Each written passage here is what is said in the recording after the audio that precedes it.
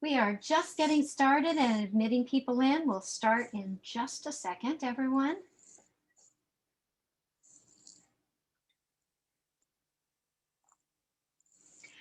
All right, well, welcome everyone. On behalf of Dimensions in Travel, we are delighted you are joining us today for our journey to the South Pacific with Paul Gauguin Cruises.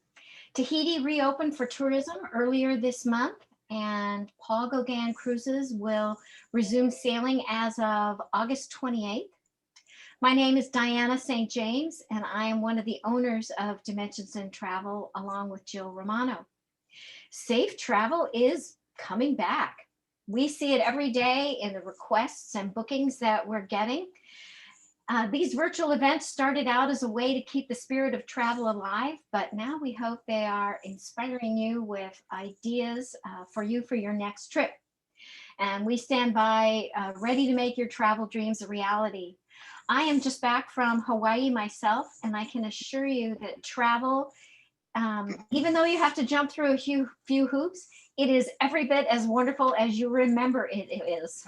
So I encourage everybody to get out and get your feet wet with traveling again. And whether it's Hawaii or Tahiti or wherever you'd like to go, we can certainly make that happen. But before we get started, a couple of housekeeping points. We are recording this. We always record all of our events, and they will be posted on our website, our YouTube channel. And if you register with us, you'll always get your own private email with a link as well. We'd like to have you take your cameras and microphones and turn them off, just so we have maximum bandwidth and minimum distractions.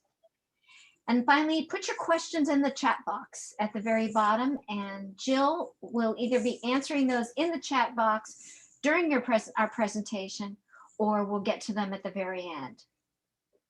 So today, our guest is going to take us on a voyage to the Society Islands and French Polynesia.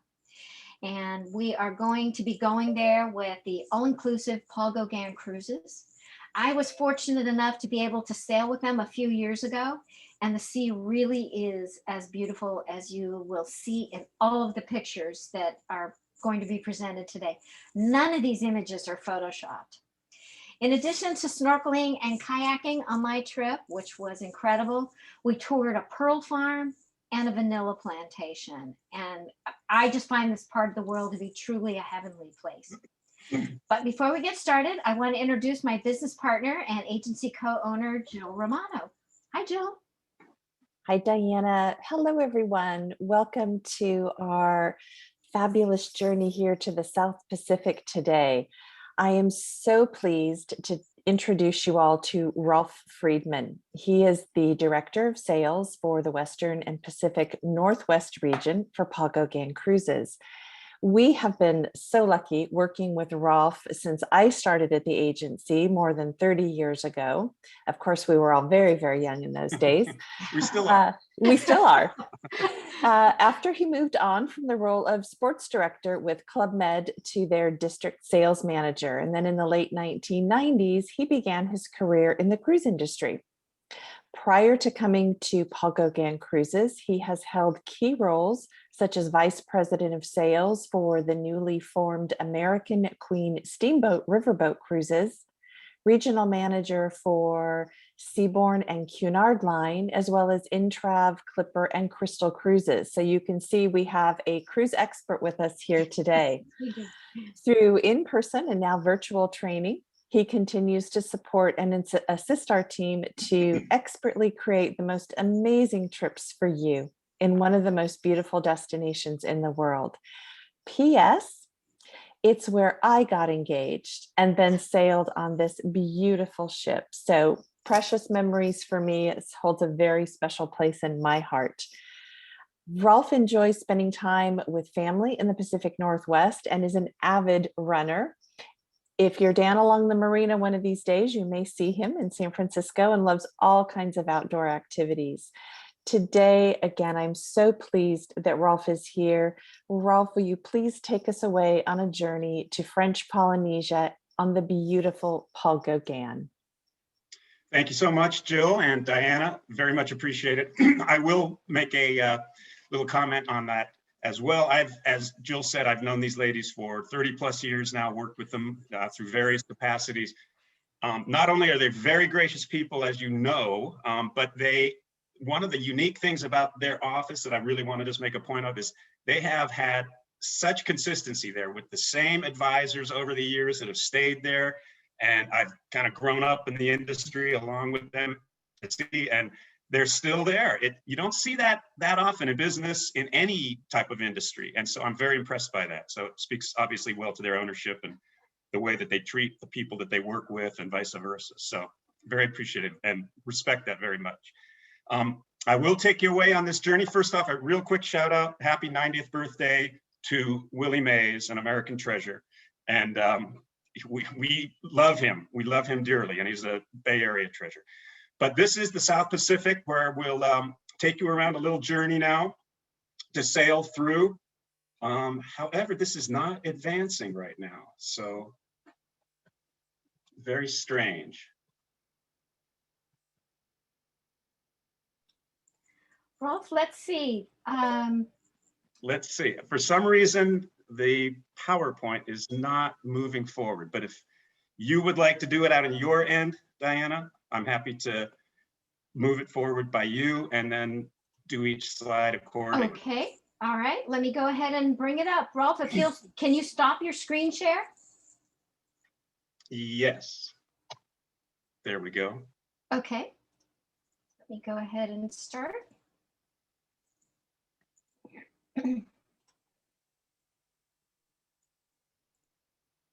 There we go. Okay.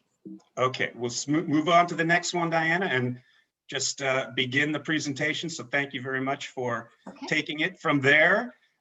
One of the things about Tahiti that I always make a point of starting out with is that sometimes people sort of group the islands of Hawaii and the islands of French Polynesia, the Society Islands in particular, Tahiti, together as destinations that are pretty similar because they are both beautiful.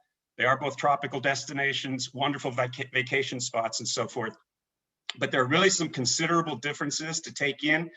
One of them is that there are more visitors to the islands of Hawaii in 1 week than visitors to the islands of French Polynesia combined in 1 year. And there are 118 islands in French Polynesia.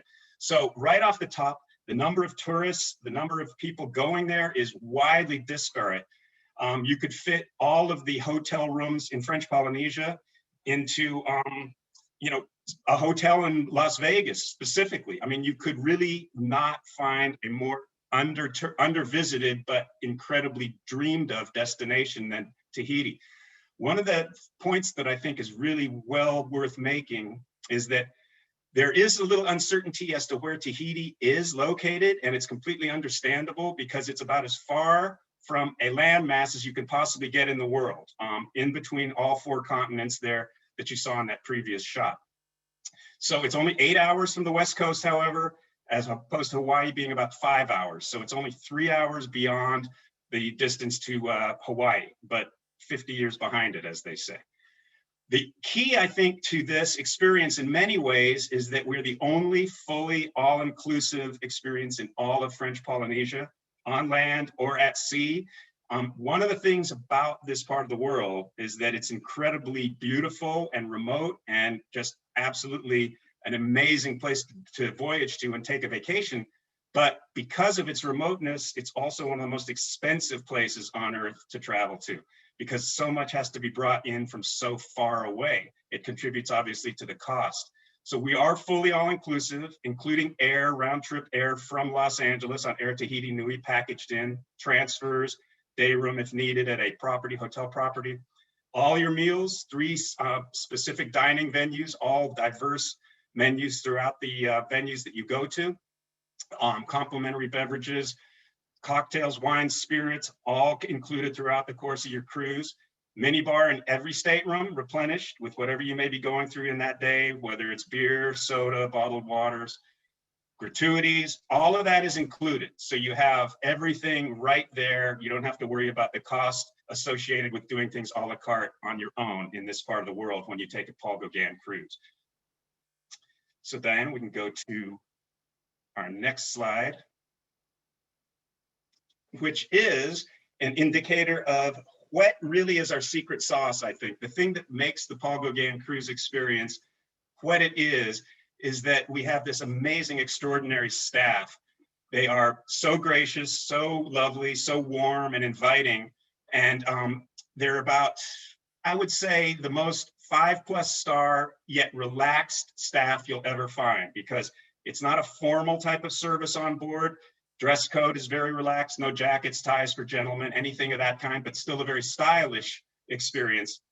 But included along with that staff and crew that meet and greet you with such warmth, we do have, as you look on the upper right, about 7 or 8 young ladies and young men from the islands, Les Gauguin or Les Gauguin, they're called, depending on gender. And they are from the surrounding French Polynesian islands. They're sort of ambassadors of their culture. They're very proud of it. You'll hear them play music throughout the course of the cruise, as you can see with the ukuleles and guitar, song, dance, entertainment on stage in the evenings, meet and greet, hosting, shore excursion, embarkations, things of that nature. They really are ambassadors, as I said, of the culture, and they're absolutely lovely people, beautiful physically, but beautiful inside and as well, and just very proud of their culture and very proud to represent it and be a part of this experience along with the quote unquote standard staff and crew that meets and greets and serves and so forth throughout the course of the experience. So we'll move on to take a look at the ship itself and some of the details about the Paul Gauguin. I think a very key point to make here is that this ship was designed specifically for these islands in this part of the world. She never leaves the Pacific Rim, French Polynesia, up to Fiji on occasion, that part of the world. So we're never in the Panama Canal and the Mediterranean, the Caribbean, Alaska, anything like that.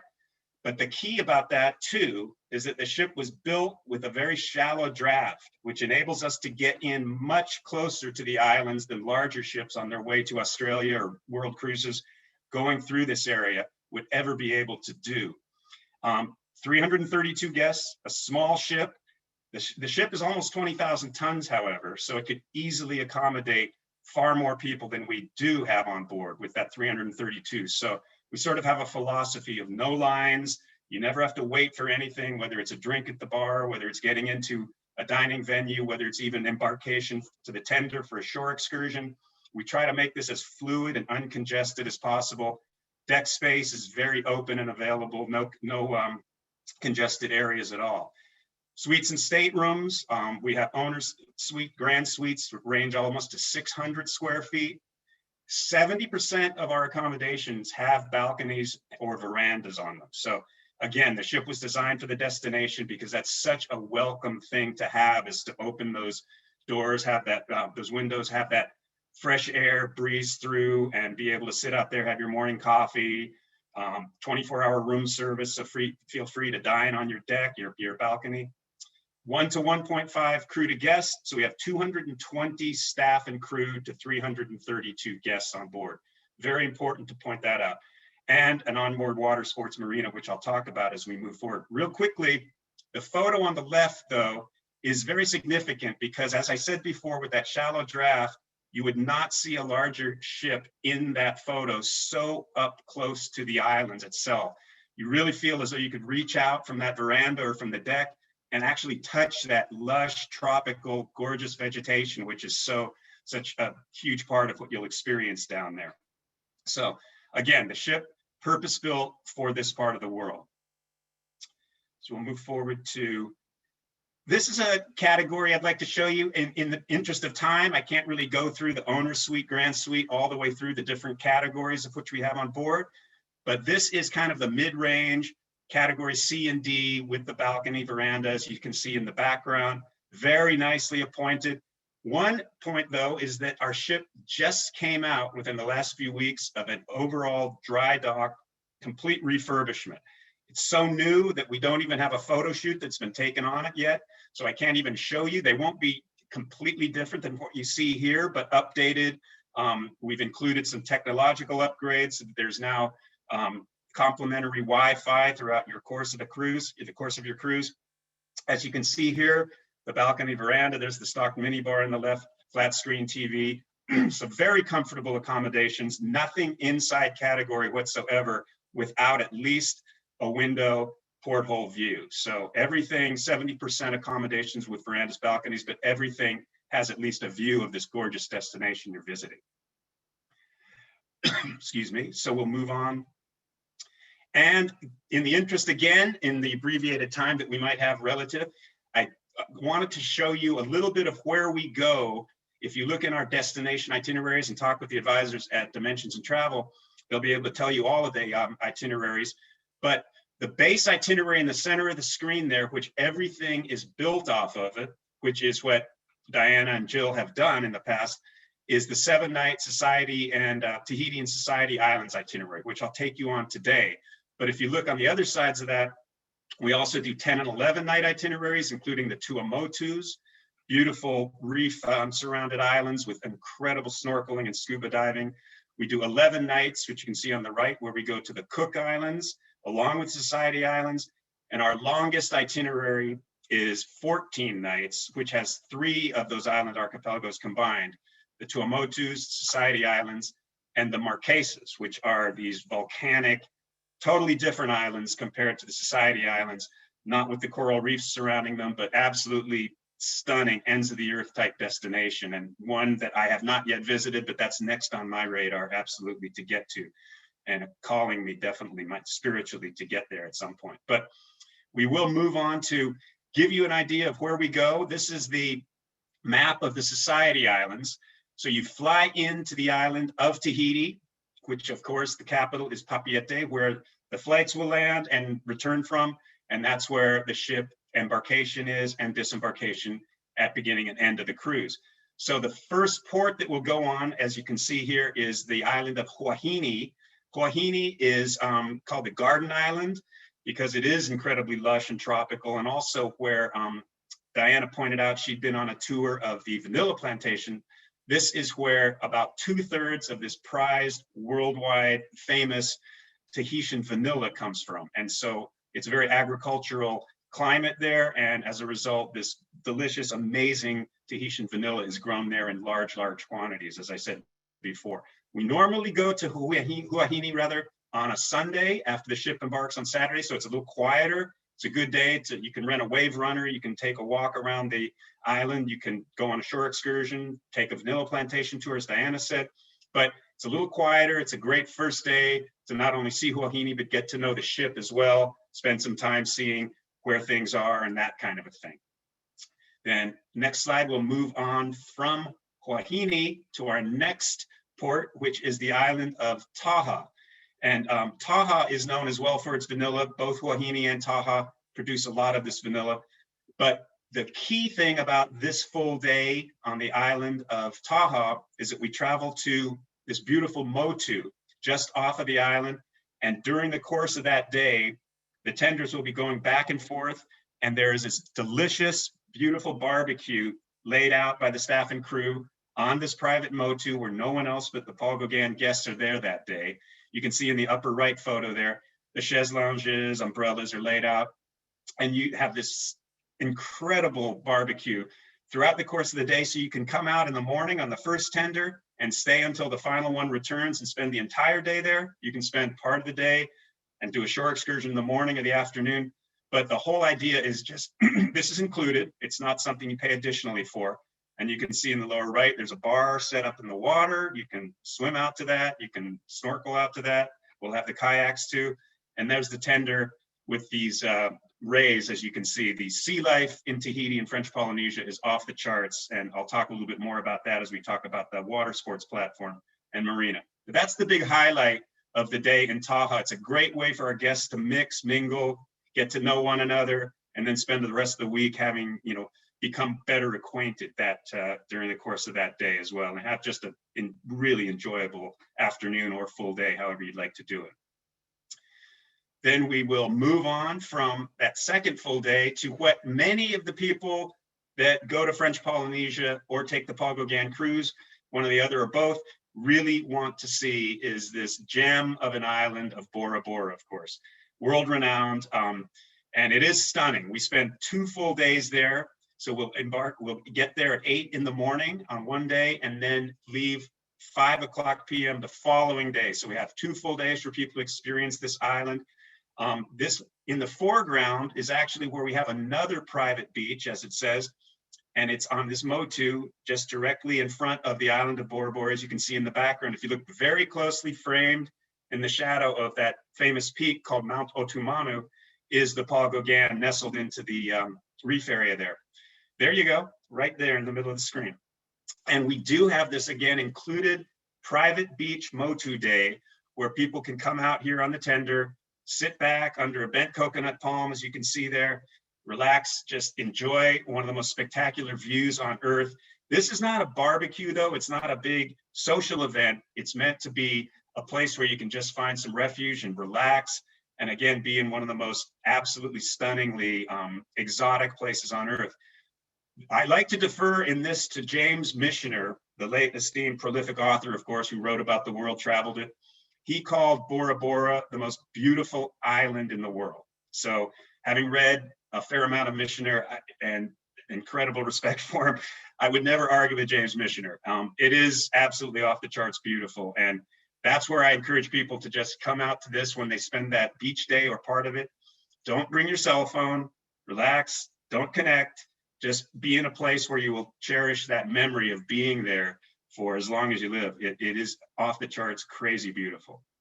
So we spend those 2 full days in Bora Bora, where you can do various shore excursions, tours of the Pareo factories, pearl farms, just take a little walk around the main port, things of that nature. So the whole idea is really having as much time as you care to have with those 2 full days on this island. It's only 32 kilometers around. It's a real gem of a little island. So from there, after we spend 2 full days in Bora Bora, we travel to another island that is really high on the list of what people want to see when they get to the South Pacific, and that is the island of Moorea. So here in Moorea, again, it's a larger island. When I compare Hawaii to Tahiti, it's not a better or worse. So when I compare Bora Bora to Moorea, there's no better or worse here. Some people prefer one over the other, whatever reasons they may have. But Moorea, equally beautiful. It's just a much larger island than Bora Bora. So there is more diversity, more settlements and communities, fantastic tours around this island as well. The beauty of the water. That's why, of course, you see a photo of the snorkeling here. So both Bora Bora and Moorea are loaded with things to do and incredible sea life and activities there, whether it's kayaking, windsurfing, things like that, which I'll talk about. One point that I will make about having that shallow draft, and I should have mentioned it probably in Bora Bora, but the island of Bora Bora is ringed by a coral reef, which goes virtually all the way around the island, except there's one gap in it. Because of that shallow draft, we can get our ship through that gap in the reef and anchor from inside and tender in much closer. Not only does that save time, but again, as I mentioned before, you're so much more intimate with the islands themselves, really literally reaching out and feeling like you can touch this incredible beauty around you. So it does make a big difference when you're not inside that reef in Bora Bora and you're tendering from outside through it. And that's a great example of having that shallow draft and purpose-built ship here in this destination. So we do spend 2 full days in Moorea. It's, again, like Bora Bora, one that we want to immerse you as much as possible in the time that you spend there to see the island. And pearls, again, whatever you may want to do, purchase. There's plenty of activities. You can rent a motorbike, all the water sports, which I'll mention when I show you the water sports platform. So then, speaking of which, we'll move on to give you an idea of what that is. The water sports marina, again, because the ship was built for the destination, was built with this platform aft of the ship, where this is where the water sports emanate from. This is where you're going to have the Zodiacs taking people out on the scuba and snorkeling excursions, those kinds of things. Also, this is where stand-up paddleboarding and kayaking is offered right off of the ship itself. These are complementary. Again, the excursions are not, but the activities, the use of the stand-up paddleboarding and kayaking is all complementary. You just go down there and check them out with the people working on the marina platform. But this is very, very popular. PADI diving, so you can get your certification there if you haven't had it before, prior to going on the cruise and then using it when you're on there. So all of this is provided from the water sports marina and platform as you can see it now. And then moving on, this is the 5 points that I think are most important to make about our experience, and in the time frame that we have, I hope I've touched on them to an extent. Again, starting with this small ship experience of 332 guests, not tiny, but still just a really good number of people. So you get to know others very well. You're not at all overwhelmed. Having these local, beautiful Tahitian hosts and entertainers on board the ship, as you see on the left there, with the evening entertainment, the music, the dance, the culture. Just, we want this to be as genuine and real an experience of the Tahitian French Polynesian culture as possible, with nothing commercialized at all whatsoever about it. And so we really want this to be something that you will feel that culture in your blood when you leave, and you'll know that you had it in that all the activities that you engaged in. The longer port stays, full days in port in both Bora Bora and Moorea, 2 full days with overnights. The reason I point this out too, that's very important, compared to Hawaii, I was talking to the ladies, Diane and Jill, about this earlier. You can get from the islands easily enough there, of course, Maui to Kauai to the Big Island, so on and so forth, because there's regularly scheduled plane flights. Here in the Society Islands, you just don't have that service throughout the course of your time. So you would really need to take ferries between some of them. You can get to these islands, but for what we include in 1 week, which I've shown you, replicating that on your own and getting from island to island on your own stays and your own means, it's a much more challenging proposition. Again, the expansive deck space, I think this is very important. You're not going to have to claim a chaise lounge in the morning and put your cap or your hat, your towel on there and make sure nobody else gets it when you're at lunch. There's plenty of those available for everybody. We have 3 decks, pool deck, sun deck, promenade deck. So we have plenty of space to have that fluid kind of feeling throughout the course of the cruise. And then to finish, again, I mentioned those 2 private retreats included, Motu Mahana with the big barbecue, and water sports activities offered there, along with the other private Motu off of Bora Bora, which is offered too. So these are really the keys, I think, to what we're going through today. So moving into the next one, I think this is a very important point too. I mentioned earlier how pricey it can be to vacation or travel down to this part of the world because of the remoteness of it. So being the only all-inclusive experience in all of French Polynesia, it really does point out the value comparison. When you look at Paul Gauguin cruises, we actually, for 2022, and Jill and Diana and the advisors at Dimensions in Travel can give you all of the pricing and so forth, as our website has, but we come in well below $39.95 in some of our starting rates. And if you compare everything that we've talked about here, entertainment, evening, whether it's the included Motu days, whether it's all your meals, cocktails, wines, spirits, water sports activities, all of the things which I don't need to go through bullet point by bullet point, compared to if you were trying to replicate that on land. And I'm not talking down a land experience in Tahiti whatsoever, the overwater bungalow, that kind of a thing, lovely. It's just, if you're doing it on your own, pricing out each meal, cocktails, it can be extremely expensive. And I would say it's well more than what might be listed there, more like $700 to $7,500 compared to $4,000 or so. So we'll move on to the last couple of things I'll talk about. This to me kind of is the money shot of French Polynesia and Tahiti in general, just the colors of the water there. This is something that was mentioned earlier by Jill and Diana. When you're down there, it actually exceeds your expectations in terms of the visual beauty. I always say photographs do not do justice to French Polynesia and Tahiti. When you see that blue that you see in the foreground there, that inside the reef is the most crazy, amazing, beautiful electric blue that you will ever see. I've never seen anything in nature like it. I know that I'm a little biased, but I've never seen a more beautiful natural destination in my life than French Polynesia and Tahiti. And you can say Swiss Alps, you can say Glacier Bay, you can say many other incredibly beautiful places, but to me, I've never seen anything that just makes your eyes pop as much as this. I did want to mention that there has been service from San Francisco to these islands. United, my understanding, has started that up again or is going to, so Diana and Jill can address that as well. At one point prior to COVID, there was French Bee out of San Francisco, United out of San Francisco, and Air Tahiti Nui out of Los Angeles. but the full all-inclusive package is based out of Los Angeles on Air Tahiti Nui. So that's basically an overview of the destination. Please keep in mind that the ship has been completely refurbished. We don't even have the newest shots of all of those, but they are coming out very shortly. The ship has never looked better, and I'm assured of that. I've just seen a few different photos of the refurbishment that was just completed.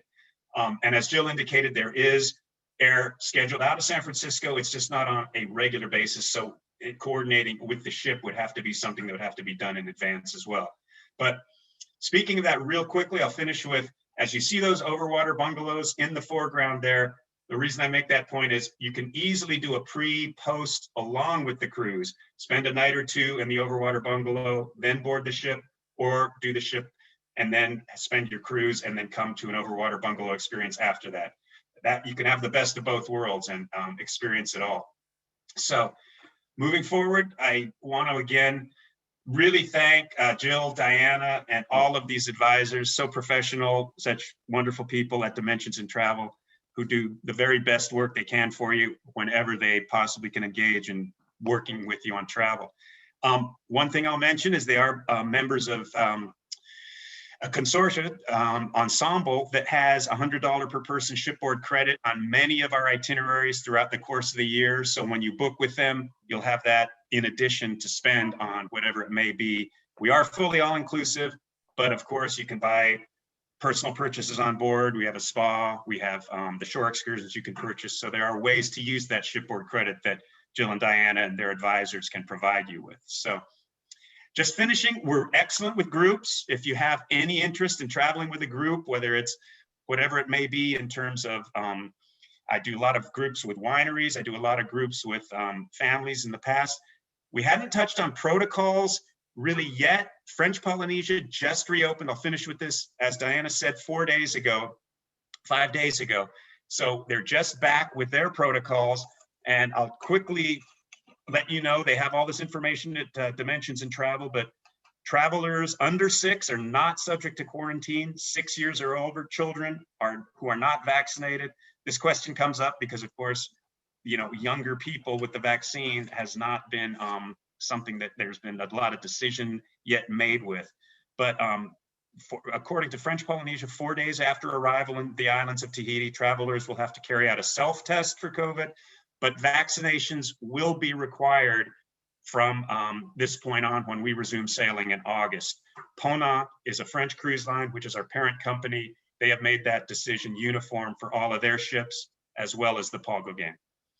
So I don't want to run too far into the time frame, so I will turn it back over to Diana and Jill, and we can move forward. And I just want to thank the ladies very much for giving me the opportunity to engage with you all. Thank you so much, Rolf. Oh my gosh, it just brings back so many wonderful memories of an amazing cruise. We appreciate all of your time and your experience in sharing that with us. And Joe, have we got any questions?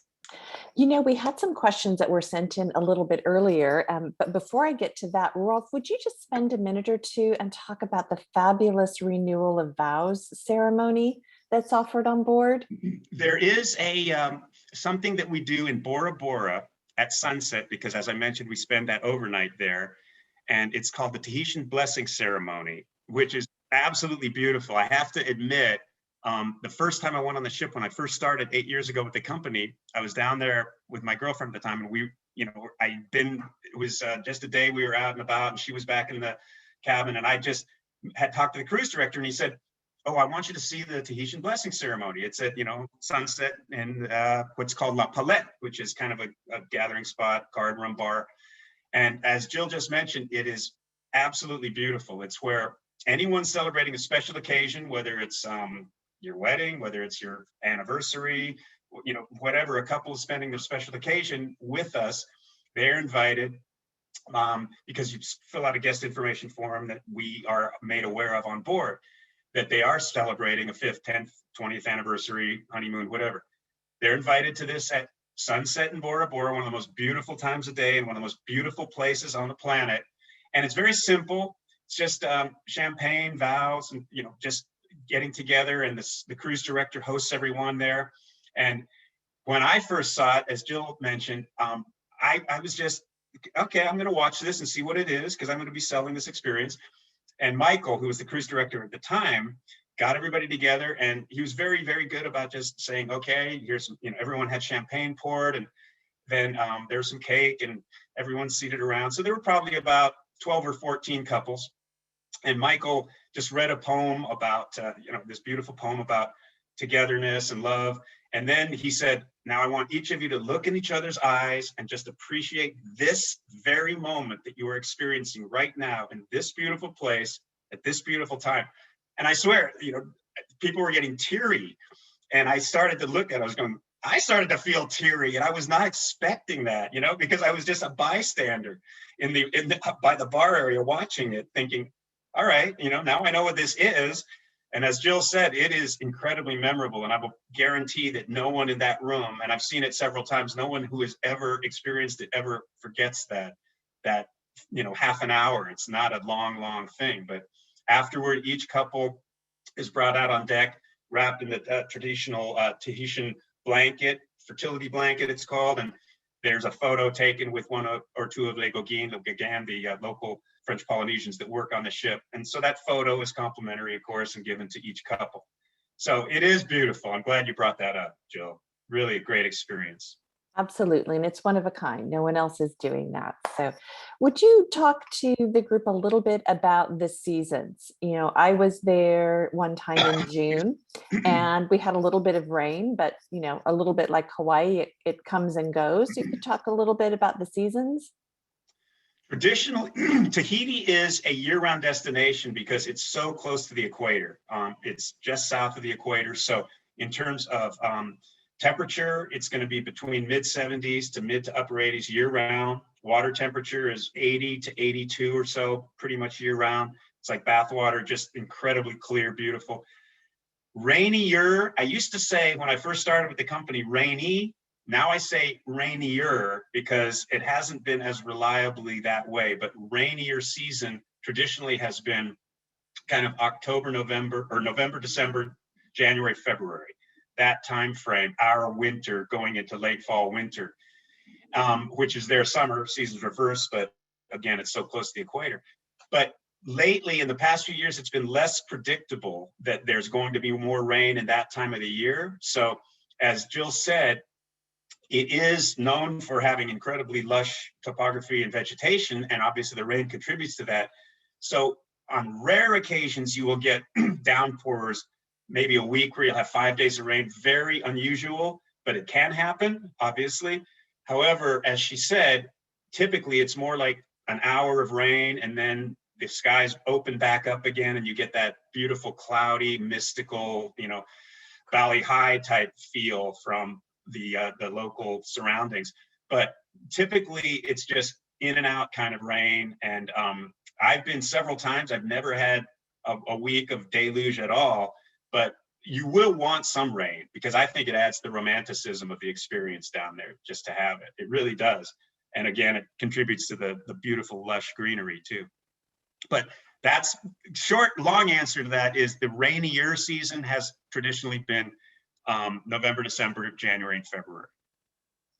Thank you. And you also touched on the dining experience. And I know, Diana's experienced this, I have, and a few of the others in the office who have been fortunate to sail on the Paul Gauguin and or do a land itinerary. I still to this day remember it was $25 for 2 scoops of ice cream, Yes. at the airport. And it's not just that value, but it's the quality of the experience. And you cannot beat this ultimate over the water bungalow, which is the Paul Gauguin. Yeah. And the dining experience for our clients that are well-traveled and are living in areas around the US where they're used to a lot of, farm to table and great service. Really, we can't speak highly enough for the Paul Gauguin in terms of this is the way to see Tahiti. No, again, in the interest of time, I didn't really delve into that, so I'm really glad you brought it up, Jill. But we do have 3 dining venues, all distinct and unique on board the ship. One is L'Etoile, which is open for dinner, specifically opens at 6:30 in the evening, so it's not open for breakfast or lunch. And that is more of continental cuisine. It'll be pretty much anything you would like, whether it be poultry, seafood, beef, vegan, vegetarian. That's where you'll have our, trademark French onion soup. Again, this is French Polynesia.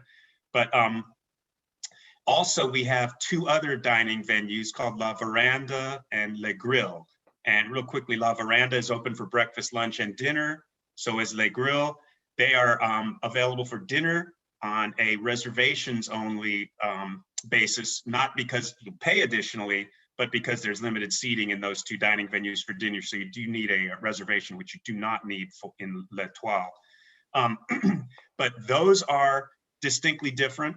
One is more of a French menu, that's La Veranda, where we have a Jean-Pierre Vigato is his name, who is our French chef that runs that menu, and he has a Michelin-starred Parisian restaurant called Apicius, and he is responsible for that menu. So it is more of a French overview. It's indoor and outdoor seating, buffet for breakfast, lunch. Now, post-COVID, I don't know about the buffet situation right now. That'll be sorted out as we move forward. But then the other, Le Grill, that's on the top deck, the pool deck, and that is more of an Asian fusion Polynesian menu, and absolutely delicious. They have one of the most incredible seafood brochettes I've ever had. So that's kind of that quality of the destination we visit specifically, and wonderful there. Breakfast, lunch, again, available there. That's where you have early morning, early risers coffee at about, I think 5:30. And then again, dining. One thing real quickly that Jill mentioned about these, because Le Grill is on the pool deck, they can pull out in Bora Bora overnight that night. In Moorea, it's been done too. They can pull the tables out on deck and you can dine under the stars in French Polynesia. And keep in mind, because it's so remote, that you have a canopy of galaxy of stars and constellations above you that feel like you can reach up and pull them down. They're so close and so immense and so vibrant down there. And that is a beautiful experience, having done it. It doesn't get much more romantic than that. So, and I was dining by myself. It was that romantic, but no, just kidding. But it was really beautiful. And so that's the three dining venues that we have on board. But again, Jill's point is well taken. Dining in French Polynesia can be extremely pricey.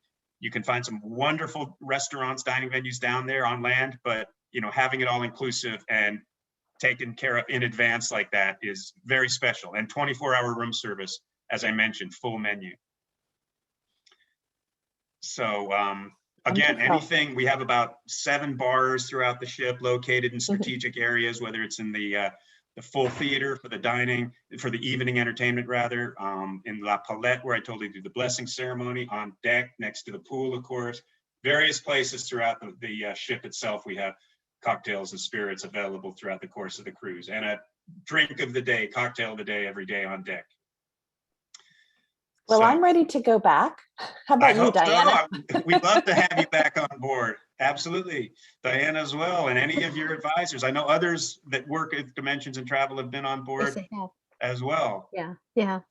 Well, Ralph, thank you so much. And if any of you all listening or listening to the recording later have any questions about visiting the Society Islands or French Polynesia, the rules possibly could change before you go. And so we are, always trying to keep up to date with everything. But as I mentioned in the beginning, this is a destination that's worth whatever testing requirements you might need to go through in order to go. And we would be delighted to help you get there. I am just going to switch back. Let's see if I can to that other, oops, no, I want to get back to that gorgeous shot again that I will leave you all with as we say goodbye. So thank you everyone for attending. And thank you, Ralph, again, for taking us on a journey to one of the most beautiful places on earth. My pleasure. And thank you very much, ladies. Okay. Thank you, everyone. Bye-bye, everybody. Take care.